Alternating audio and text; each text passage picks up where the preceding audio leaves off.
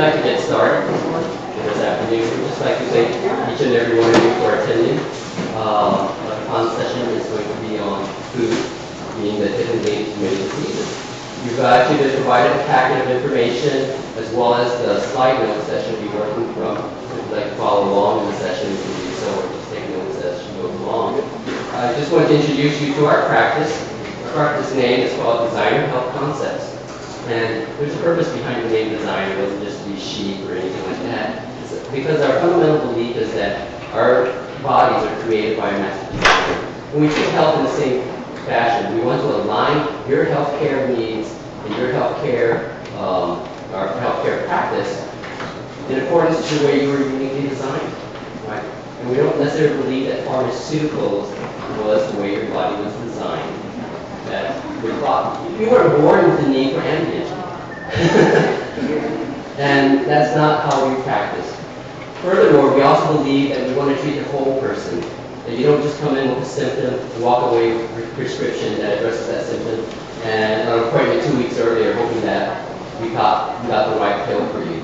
Rather, we look at your whole system, understanding that everything is interrelated in your body. If you have food allergy, for instance, and what we're discussing, that can actually, as a result, maybe of digestive disorders, which may lead to immune issues, and so on and so forth. And so we really try to address the whole person. So that said, I'd like to introduce Dr. Tammy Pons. She's actually a board-certified practitioner in family medicine. She is a clinical assistant professor at UT Southwestern, and we actually specialize in an area called functional medicine, which deals with these imbalances and tries to bring your body back into balance.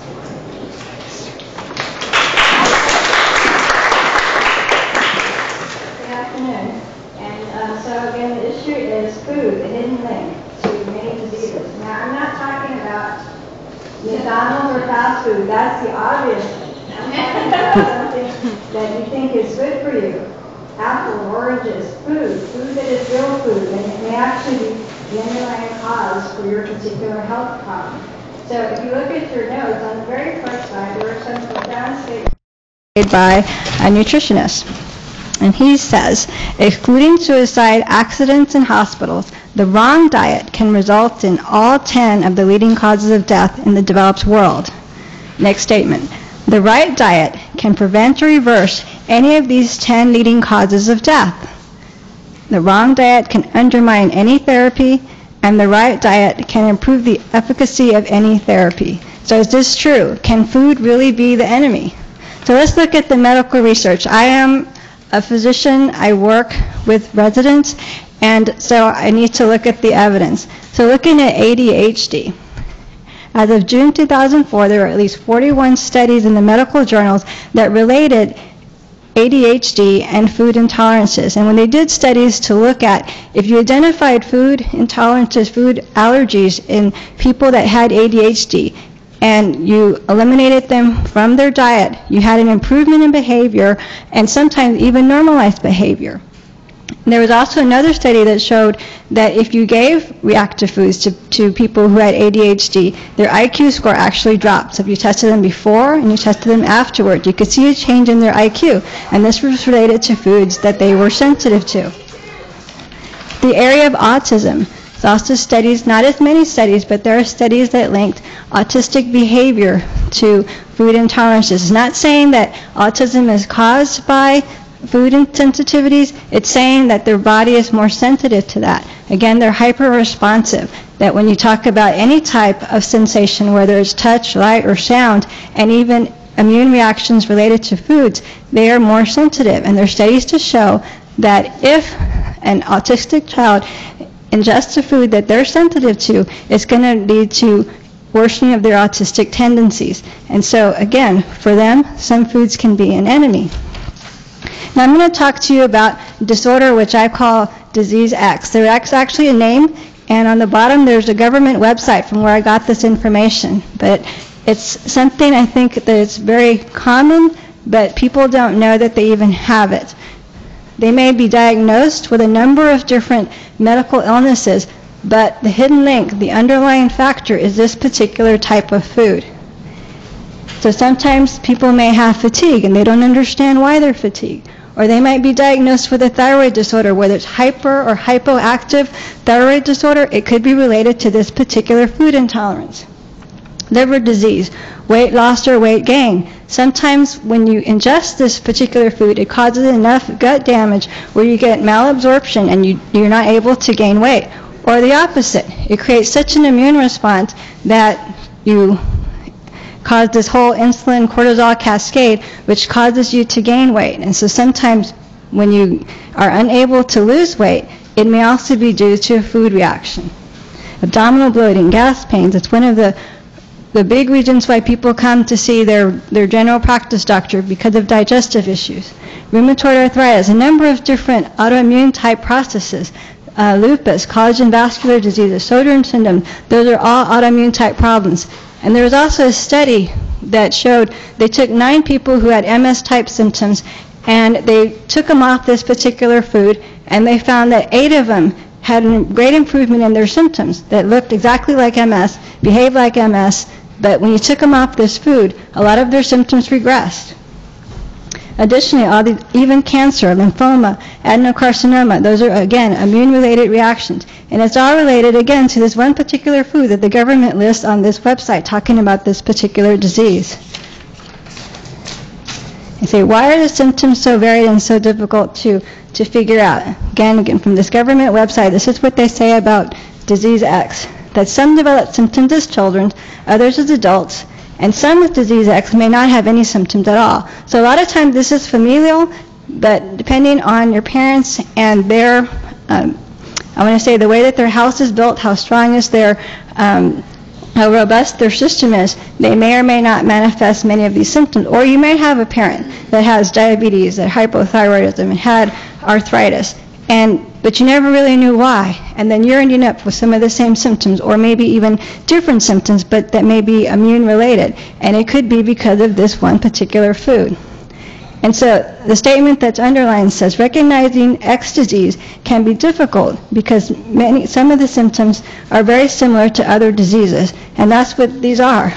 On the previous slide was many diseases that you get diagnosed with. And the doctor said, this is what you have. But again, I look at things a little bit differently. Why do you have these things? Why do you have diabetes? Why do you have thyroid dysfunction? Is there something about your immune system, something about your nutritional imbalances, something about your hormonal imbalances that's creating an environment that gives you this particular disease issue? And so what this is the name of the disease. If you look on the bottom of the website, you can read the little print, you figure it out. But it's celiac disease, which is a gluten sensitivity. Celiac.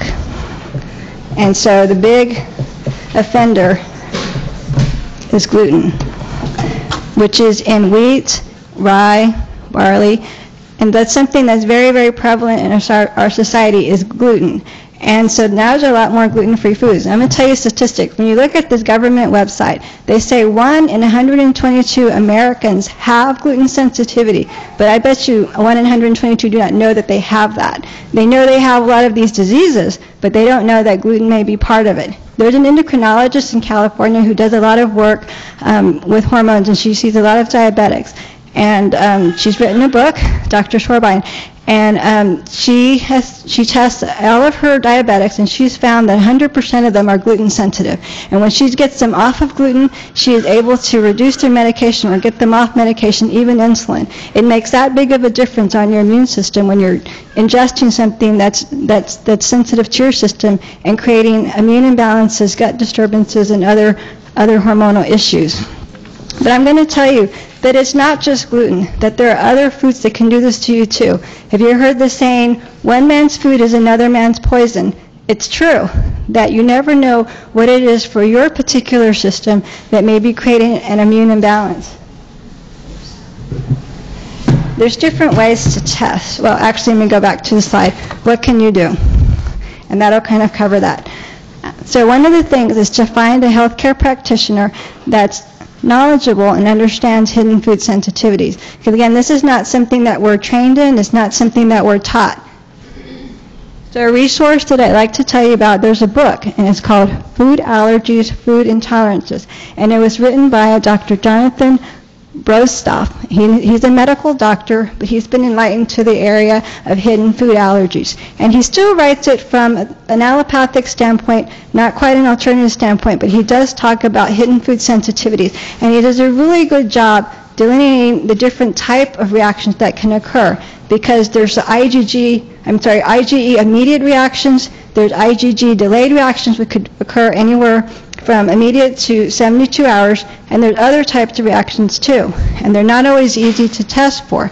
And so his way is to, or his suggestion is to do an elimination diet. And what you do with that is that there's certain foods that you may be reactive to, and on your list here, there's ones that are the big offenders. You can try eliminating those from your diet, usually at least for 2 to 4 weeks, and then try reintroducing it one at a time into your diet, and notice if you have a worsening of your symptoms. If you do, then that might be a reactive food to you. And then what you can do is take it away and then see what happens. If you improve in your health, then that lets you know that it's a reactive food.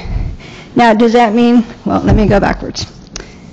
So there's other tests that can be done, and he talks about them, but he says that they're not really I say well validated. And that's true, that there's blood tests to check for food intolerances, but historically they haven't been very good, they haven't been very accurate, very reliable.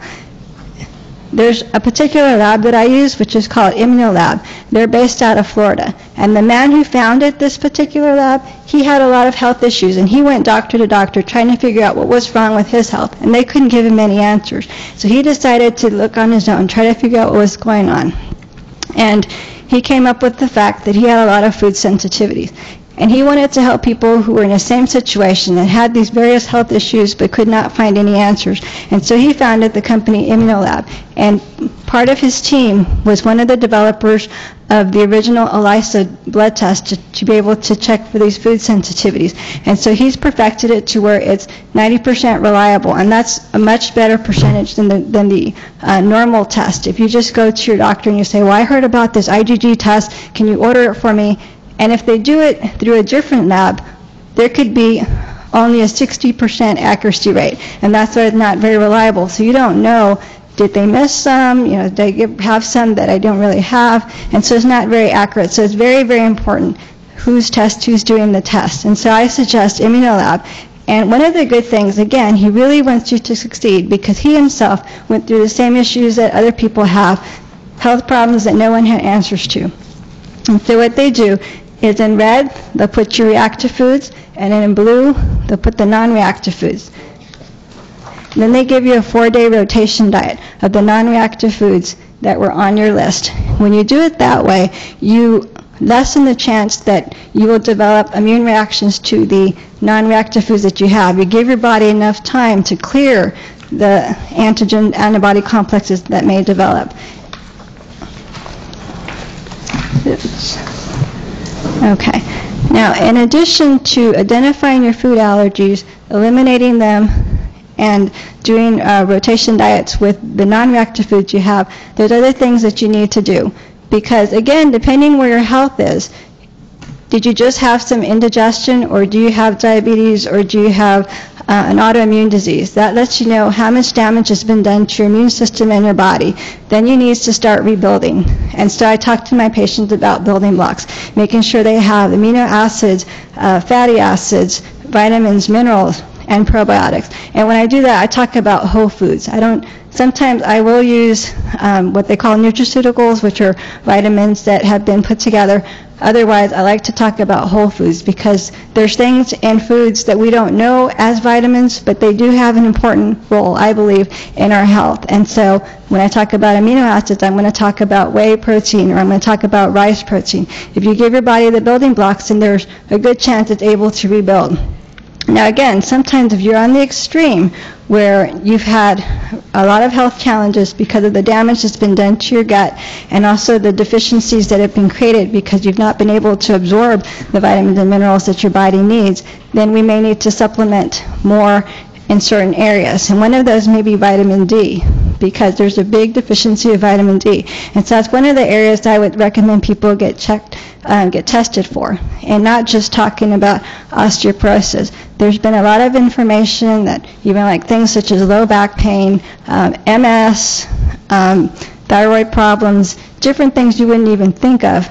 People have vitamin D deficiency. Vitamin D has a lot to do with immune function, and it's one of those vitamins that can be affected with malabsorptive issues.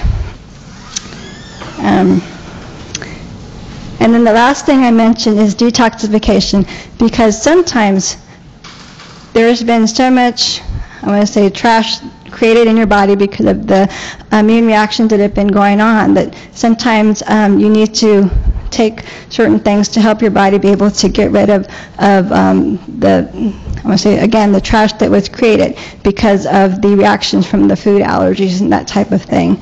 And so the most important thing, again, if you have certain health issues and you haven't been able to get it under control, think about what may be on your plate. Think about the food that you're ingesting. Maybe there's something that you're eating that you love, and that's one thing about food allergies. There's a reaction that occurs that's almost like an endorphin reaction that makes you want to crave the very thing that's causing the problem for your body. And so just think about that as something that may be causing your issues. Now, does that mean you can never, ever eat it? Again, it depends. It depends what kind of reaction it is. It depends, is it an IgE permanent reaction? Well, then that food is not good for you. If it's an IgG reaction, a delayed reaction, just rotating it every certain number of days may be able, you may then be able to eat it and tolerate it. So it's just a matter of learning what your body can handle. And so at this time, I'd like to take any questions, if there's any questions. I hear you saying that there's a blood test then to determine whether you have food sensitivities, and you'd recommend this lab. Is that information in here, the lab? Yes, there's a lot of those brochures. The one that's a stop,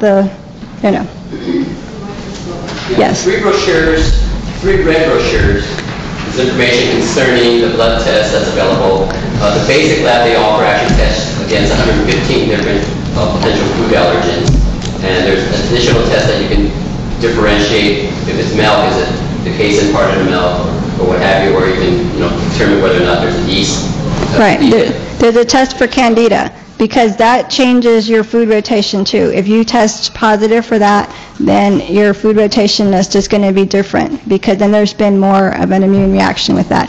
The other handout, the purple one, which says Intero Labs, again with gluten sensitivity, there's a spectrum when you talk about disease. There's a point when you cross the line that the doctor can make the diagnosis. It's obvious, like yes, anyone can see that someone has that problem when you cross that line, and your blood tests usually will be positive. But there's a point in time when you haven't crossed the line yet, but you're going that direction. And so Intero Labs was founded by a medical doctor who has a passion for gluten sensitivity. And last month, he had a 3-day conference just talking about gluten sensitivity and the different diseases that it's related to. And anyway, so he perfected a test that can capture much earlier when you have gluten sensitivity. And one of the tests that I recommend that you get would be the genetic test, because I have a patient who hadn't crossed the line, but when you looked at her genetics, she has 2 genes. She got a gene from her mom and a gene from her dad that says that she is gluten sensitive.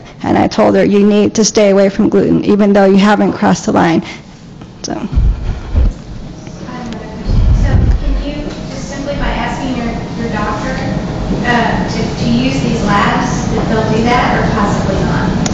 Well, like I said, most of the time doctors will contract with certain labs, and most of the time it's going to be Quest or LabCorp. And this particular IgG ELISA test is only done through this lab, which is based in Florida. And so you would have to ask your doctors to set up an account with Immunolabs if you want it to be done through there, or go to a practitioner that is contracted with Immunolabs. As far as Intero Labs, you can order that test yourself. You don't need to go through the doctor to do that. It's a stool test, and for the genetics, it's a swab from your cheek to see the genetics, and that's something that you can do on your own. Do you deal with environmental allergies in addition to food allergies? I'm sorry, say it. Environmental allergies, like the allergies and fragrances and chemicals, do you help treat people with that also, or do you food allergy? Yes. No, all different types of allergies. Because again, what can happen is that when your immune system gets weakened, whether it's from a food or from environmental type issues, a lot of times it will weaken your adrenal glands, which I tell people that's like their batteries. And if your adrenal glands are weak, that's going to weaken your immune system, and then you're going to be more predisposed to reactions from other things. And so a lot of times if people eliminate certain things, like if you, again, with this test, you can check for immediate reactions, IgEs, or you can also check, what I usually do is check for the delayed reactions, IgG. A lot of time, if you can at least cut down the load, then you may not be as sensitive. So people who eliminate their food reactions, their seasonal allergies may improve just because there's less of a load on the system. So then environmental allergies may improve. Now, as far as treating that, again, I would look at people's adrenals to see what status they're at to help improve that function, and that may help improve environmental allergies, or again, look at nutritional deficiencies. What is it? Why is the body not able to handle this from an immune standpoint? Okay. Sorry. Oh. I don't know if you... Okay. On diabetes too, from what you're saying on gluten and some of these testing, is it possible to reverse diabetes too? Or at least... Right. If you read Dr. Schwarbine's book, she talks about how she does reverse that. I mean, and I believe it's possible. Even from my own experience, I see people improve.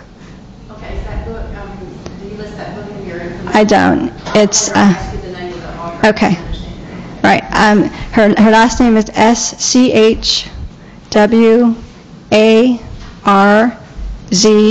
as in zebra, B as in boy, EIN. And she has 3 books now. The first one is called The Schwarben Principle, and that talks primarily about diabetes. And then the second book's called The Transition, and it talks about hormones in general, even healing your adrenal glands. And then the last book is The Plan, which she takes you through a dietary program to do that. And so I follow her precepts because I believe in the work that she does, and that it's able to help people reverse a lot of what they've got. We may have some more questions, but we're getting the hook from the back. So we do actually have a booth in the general area in the back. So if you actually have more questions, feel free to come and visit us at the table.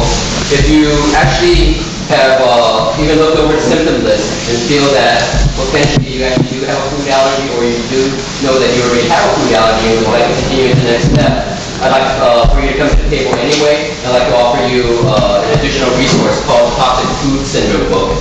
I didn't have enough for everybody, but if there's some people who are just really knowing that that's the next step you need to go to, then we'll make that available to you at no cost as well.